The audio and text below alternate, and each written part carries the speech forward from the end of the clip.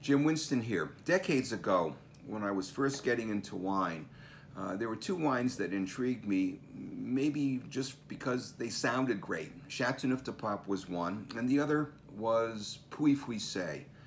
Maybe I just like saying Pouilly-Fuissé. It showed that I had taken French when I was in high school or something. I don't know. But the wine itself is Chardonnay, and it comes from a region in Burgundy called the Mâconnais. And what I have always loved about Pouilly-Fuissé, when it's done well, is that it represents great value in white Burgundy, where you can get wines that have both richness of flavor and approach what we would see further to the north in Côte de Beaune and just spend considerably less money for it. And at one time, certainly when I was starting out in the 1970s, it was inexpensive. And unfortunately, there was a period of time when Pouilly-Fuissé went through a very bad situation here in the US, because the French people decided that Americans don't know what they're drinking anyway, so we'll just repackage other, Planck wine and just put Pouilly-Fuissé on the label and they'll buy it. Well, eventually they were called out, and after a period of many years, the appellation has done much to restore faith in the label. This particular wine is a great example of a beautiful white Burgundy coming from a tiny domain. Domaine Eloi, 2018 is the vintage. It comes from old vines. Oh, what a scent. Beautiful combination of what I would call Meyer lemon or citrus, but it's framed so beautifully with other things. It's a little bit floral, some hazelnuts. I'm picking up a tinge of what I call a mineral content.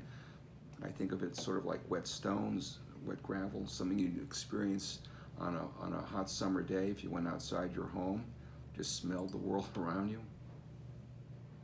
Oh, wow. And then, of course, to the palate.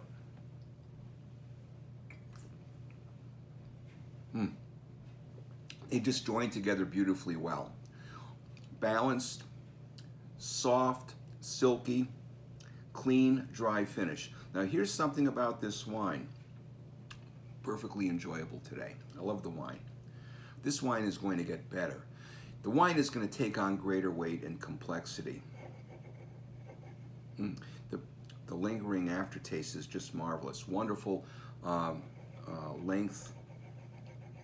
Not overly done, no bitterness, perfectly soft.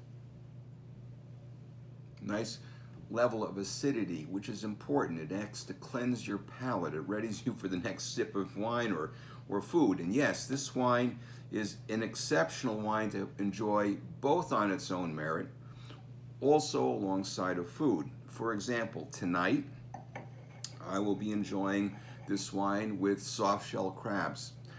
That are just coming into season here in Connecticut.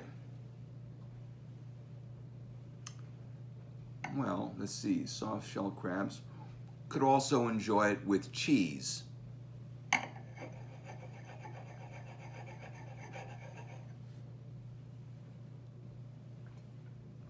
What do you think, Mickey? Hey, how come he has a bigger glass than me?